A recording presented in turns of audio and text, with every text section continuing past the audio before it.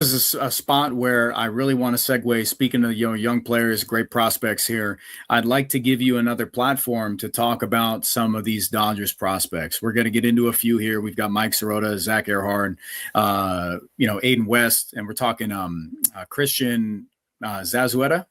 Zazueta, yeah, Zazueta. And I'm really excited to have you on here because you're a massive Mike Sirota fan.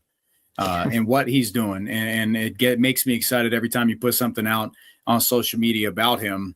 I'd really like to kick it off with talking Mike Sirota. Everybody sit back, relax, let Bruce talk about Mike Sirota here because this is going to be a really great prospect segment. So floor is yours, man.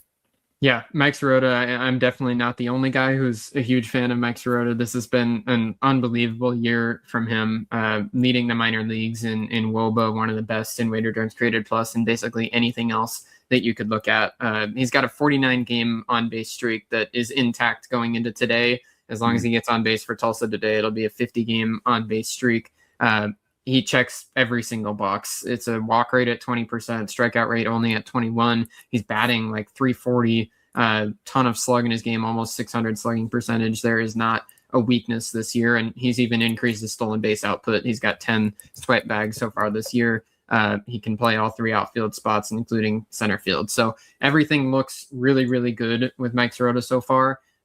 He's made that transition from high A to double A absolutely easily, the most seamless transition that anybody could have hoped for or expected from him. OPS over 1,000 since he got to double A. So this is all thumbs up positives to me. He's played himself up to being the second most valuable guy in the farm system right now. I've still got Josue DePaula at number one. We talked about him quite a bit last week, but these two guys are in their own class among this outfield group in the Dodger farm system that is as talented as any outfield group any farm system has ever had. And Sirota and DePaula are the top two. Sirota, because his bat is so good, along with the defensive ability that he has and just the ability to stick in center field is massive. And I'm really excited to see what he can continue to do if he can stay on the field and continue to put together this full season after last year ended too early. Yeah, and I want to put this up here. GI says, he agrees on Sirota. Probably the only player I would consider, GI says, only player I would consider untouchable along with Josue DePaula there. What are your thoughts on that? Yeah, to me, I don't think Sirota's in the untouchable class quite yet. DePaula is an absolute no matter what, no way. But that's only for Sirota. It's only because I don't consider very many prospects untouchable. To me, DePaula is a top 5 to 3 prospect in all of baseball. And so you just don't ever move those guys. For Mike Sirota, if that was what it took to get Paul Skeens, then I wouldn't be shying away from that. But he is right up in Baseball America, has him in the top 20, and he's going to be flying up every list here when they get updated mid-season because Sirota is definitely one of the premier guys in the game right now. One of those fast risers that it's impossible not to talk about it and get excited for. Anytime he has, does something, it's not hard to find a part of his game that you'll love. Chat, if you don't know about him, if you don't take the time to look at, the farm system for the Dodgers, really look at the paths some of these guys have. And Mike Sirota is such an interesting one in what he's been able to do. He's still so raw in terms of minor league experience because he only played 60 games, something in that range last year before the knee injury took him out. He has less than 162 games played in the minor leagues, and there has not been a single moment that he has struggled. So as long as this rocket ship is still ascending, it's something to be very excited about. Yeah, absolutely. Another guy here, and Zack Airhard, that's someone, going into spring training, there was quite a bit of buzz there. And the thing that I've really enjoyed about Airhard is that his extra base hit tool, that's something that has continue to play across multiple levels of the minor leagues, like playing in high A, double A, last year, 3 stops, high A, two different stops in double A, and then OKC. His extra base hit stuff has continued to play.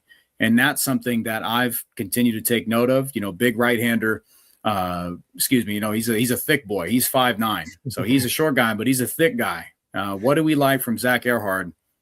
So he's got a little bit of a different skill set than a lot of these guys in the Dodger outfield group that are more, bat first, and you wonder a little bit about the defense. Ehrhard can play all three outfield spots really, really well, and probably profiles as more of the league average sort of hitter, but there's absolutely an everyday potential in this profile. And starting the year in AAA, he struggled a little bit through the first couple of weeks, didn't make the jump super seamlessly. I want to talk about his numbers since May 1st have been ridiculous. 969 OPS since May 1st, a 19% walk rate and a 14% strikeout rate. He has made the adjustments he's needed to make. And if you look at his overall numbers in those first couple of weeks baked in, it's not going to look as good.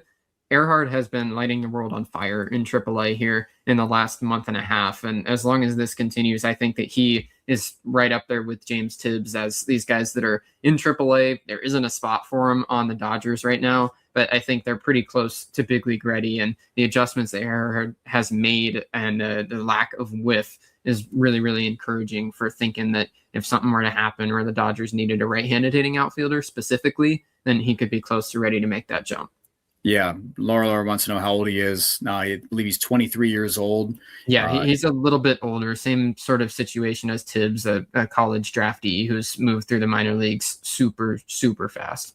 And how did the Dodgers get both James Tibbs and Zack Airhard? The gift that keeps May continues to pay off. Dustin May continues to pay off. Thank you, metrics man, Dustin May. Thank you.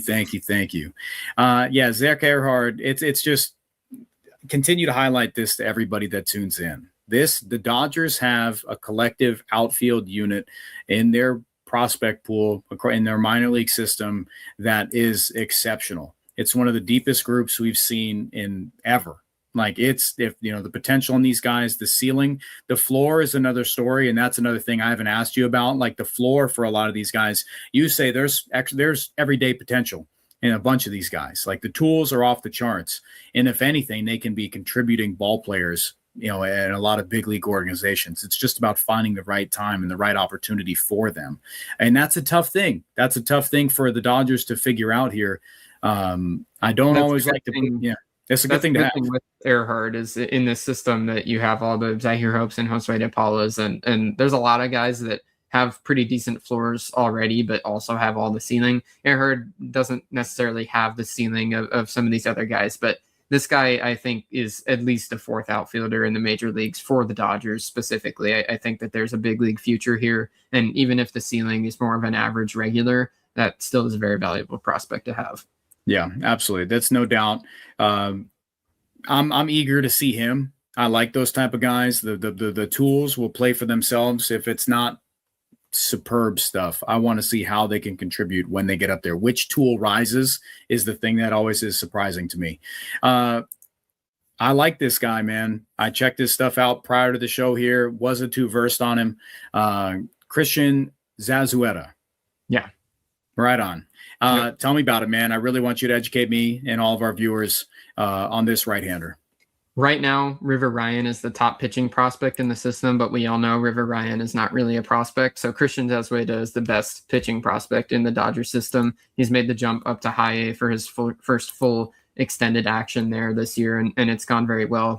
4.5 ERA is not fully telling. He's had a little bit of bad luck and stuff that's contributed to that. The numbers that really stand out for him in high A, 40 innings, a 34% strikeout rate, and a 6% walk rate. This is a Dodger system filled with guys who have crazy stuff and have no idea how to throw strikes. And Zazueta is a great breath of fresh air from that trend line in the Dodger system. And across the minor leagues, you don't see very many guys who have the combo of stuff to have a strikeout rate that high without just spraying it all over the place and walking way too many guys in the lower minor leagues. So Zazueta, it's a 3-pitch mix, a strong fastball with good carry in the mid-90s, a slider and a changeup that are both good as well. This is for sure a starting pitcher profile, along with the command to hold that sort of a projection. Probably more of a mid-rotation guy than a frontline starter, but he's looked really good. This is not a guy the Dodgers originally signed, got him in the Caleb Ferguson trade. So another one of those little margin moves for a guy who's turned out to be a really good player. Zazueta, I think, is right on the brink of breaking into every single top 100 prospect list. And if he can make the jump to AA probably next year and continue to have this combination of whiff level stuff and command that holds him in the starting rotation, then I think that he for sure is a number 4, maybe 3 sort of starter, even with the Dodgers and a packed rotation. He's going to figure in soon. I really wanted to ask you what's interesting with him and the fact that you say, starter level stuff, you can profile him, range him out. How unique is it? He's doing incredible stuff with Great Lakes, with the Loons there. How unique is it for a guy that projects as a starter to have a K per 9 north of 12? Yeah, I think for the Dodgers, it's not like unheard of, but the part that's unheard of is like I said, the combination of having that sort of strikeout stuff along with not walking half the ballpark every single game. That's the thing. The Dodgers, they love to bring in these guys who have crazy stuff. And the other thing that's common for the Dodgers and their starters is there'll be, a great fastball and a great slider, but looking for that third pitch, that kind of thing is super common in the Dodger system. That's not a problem for Zazueta with those 3 pitches that are all at least average and probably at least above average or plus the command. It's a really, really good profile to have a high floor as at least a number 5 starter and probably more like a mid-rotation guy. Yeah, he's super interesting there. I'm eager to see what he's got. I'm glad, you put me on the radar with him. I'm going to continue to look out for him there. The final guy that I'm eager to talk about here, I want you to go into is 19-year-old Aiden West. He's shortstop. He's with rookie ball still. So he's with the ACL Dodgers. What are we seeing from Aiden West? Yeah, there's been a ton of buzz around Aiden West as one of these guys that could be in the next generation of really good Dodger hitting prospects. Was a 4th rounder last year out of Maryland, got a bonus that's higher good than build. That 4th round tag. Yeah, so he has more talent than 4th round just said in a vacuum would suggest. I think a lot of teams were afraid of his signability away from North Carolina State, but the Dodgers got him. And he's just been really buzzy name in the complex league ever since he got down to Camelback Ranch last year, all through the fall and into spring training this year. He's taken some strides. He struggled with swing and miss on the prep circuit last year before he got drafted. That caused the stock to slip a little bit, but he's got power as a 19-year-old. He can lift the ball and go to all fields. It's a really satisfying looking left-handed swing. That's played very well. The other side of it too, on defense, he's very likely to stick on the dirt, maybe even at shortstop if he continues to progress like he has since entering the organization. So this is a guy that really could have a lot of helium very soon. And it started out very good, 15 games in the Arizona Complex League, and he's slugging almost 600. Yeah, it's looking at his stuff. I mean, this is a guy who's, he's 6'2". We're talking about a 6'2" shortstop, weights north of 200. So a good build for a shortstop, 19 years old. So a lot of room to grow there. He's a lefty, man. He's a lefty, and that's just intrigue. And Dodgers fans, hopefully they get to know that. And you see a few years, and it's one of those where you project down the line. I mean, Bruce, I think a lot of people, when they hear about prospects, they want to know, can any of these guys have a fast track? And you see other organizations talk about fast track some of these players. What are things that, you specifically can tell fans what to look out for if a player has that type of potential to fast track themselves? I wouldn't say to big league time, but to, AAA, AA, or to AA with the potential to skip. What is that? What to look out for with that? Yeah, the first thing that is tough to say is the Dodgers just simply don't fast track guys like other organizations do very much, but there are guys that move through faster. And I think a couple of the things that you look for first, where are they coming from? James Tibbs and Zach Ehrhard basically went straight to AA and AAA when they got to the Dodgers, and that's because they've got the background as college draftees. There's more experience there. Mike Sirota is the same kind of thing, taken out of Northeastern. They can move through the lower minor leagues a lot faster than a guy who enters the system as a teenager. The other big aspect when we're talking about hitters that could move through faster, other than just their background, is strikeout rates. If they're swinging and missing a lot, it's going to take more time to move through. But that's something that I've liked a lot about, Josué Paula as an example. He's moved through not super fast, but he just doesn't swing and miss very much. And so that really is an indicator that they're going to be ready to move up the system a lot faster than some guys who struggle with strikeouts. It's those jumps from the biggest jump is high A to double A in talent level and challenge. That's the jump that takes out a lot of guys, especially if whiff rates are an issue earlier in the minor leagues. Think about a guy like Diego Cartaya was a super good prospect, but the swing and miss was always kind of a problem. And once that high A to double A jump hit, it took him out. They want to see guys able to make consistent contact and not be swinging and missing too much before they send them through those challenges. So the less whiff in the profile, the faster that they'll move. Yeah, love that. Yeah, appreciate that. It's always I always like having someone who can, word that really well, explain that to fans, because you look around the league, teams that have young guys, like it seems like everybody but the Dodgers, but it's just about having those options open. It's about having the ability to give a player a runway. You're not going to start the big league clock just to do it. And the Dodgers don't like to go into a year with that spot they want to have a veteran there or someone that can hold down the spot. I think there's another aspect of it too, for the way that the Dodgers develop specifically. Most teams, when they move players through the system very fast, especially think first round draft picks, guys that they want to basically get them to the majors as fast as they can.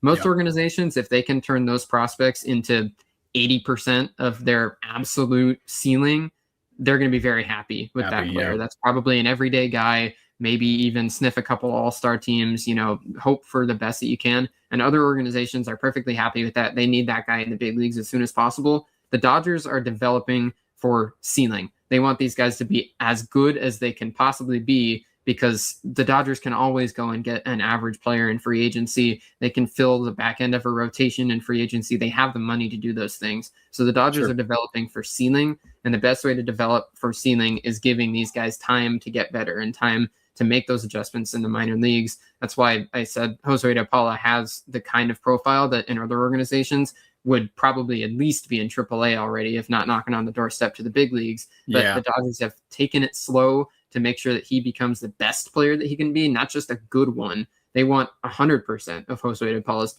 potential, and you cannot fault him for it. He is looking fantastic in AA right now, and they're going to continue to keep him in AA to work on those things. And it's never a bad thing for a guy to be succeeding. You don't want to just rush him up just because they're doing well and potentially mess something up.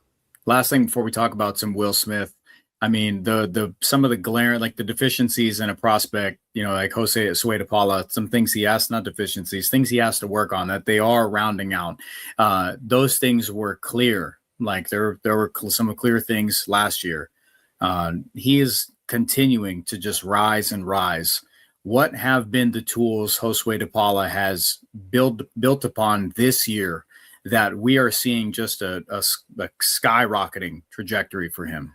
The biggest number one thing is just pulling the ball in the air. That's been the progression throughout his minor league career in the lower minor leagues. He hit the ball hard, but it was oftentimes on the ground, and he didn't get the most of his power because he just didn't hit it in the air to the pull side enough. This year, he's really taken a leap in that category where the power is really starting to show through. And it hasn't impacted anything else in terms of his approach is still big league level. His approach has been big league level since he was 18. He is that good in the maturity that he has at the plate. He hasn't sacrificed any swing and miss. DePaula's the complete package. And now that he's really pulling the ball in the air a lot more, that was the last offensive box to check for me. I'm all in on that guy. Yeah, me too. It's a good time to be with Josué Paula. Josué Paula fans, we are on the rise, promise you.